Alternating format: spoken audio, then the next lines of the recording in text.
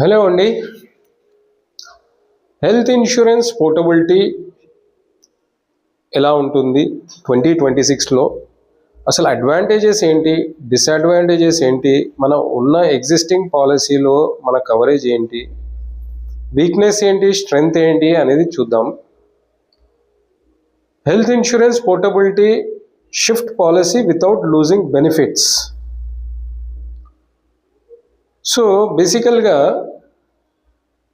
మనం ఒక హెల్త్ ఇన్సూరెన్స్కి డబ్బులు కడుతూనే ఉంటాం. చాలామంది కడుతూనే ఉన్నారు, అంటే ఎప్పుడు యూజ్ చేసుకోలేదు.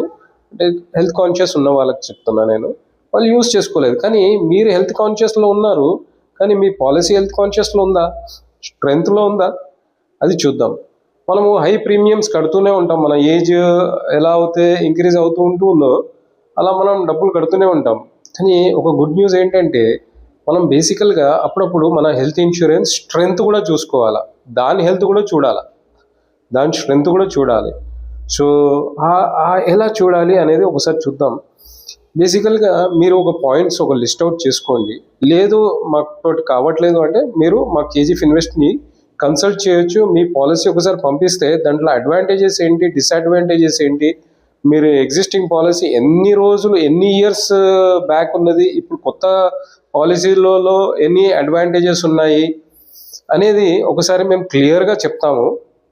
So coming back to the health insurance portability.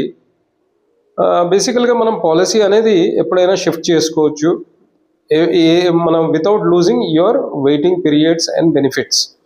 ఏదైతే పాలసీలో క్యారీ చేస్తున్నారో 5 years కానీ 10 years కానీ ఎన్ని ఇయర్స్ బ్యాక్ నుంచి మీ పాలసీ ఉంది అంటే ఇప్పుడు కొత్త పాలసీస్లలో అన్లిమిటెడ్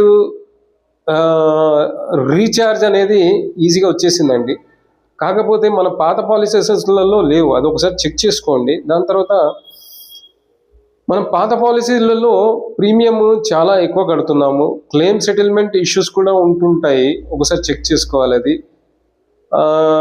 దాని తర్వాత సబ్ లిమిట్స్, కో పేమెంట్స్, ఇంకొకటి పూర్ హాస్పిటల్ నెట్వర్క్స్, ఇట్లాంటివన్నీ ఉంటాయి.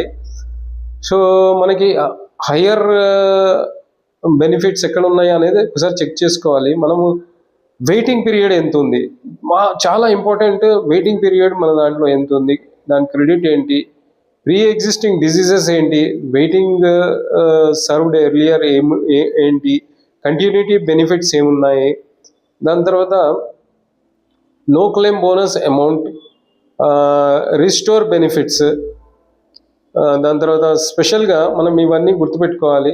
Special add ons, old policy pricing. దాని తర్వాత నేను ఒక చిన్న ఎగ్జాంపుల్ చెప్తే మీకు క్లియర్గా అర్థమవుతుంది. ఒక హెల్త్ ఇన్సూరెన్స్ పాలసీ తీసుకున్నాడండి 5 years back. Waiting period for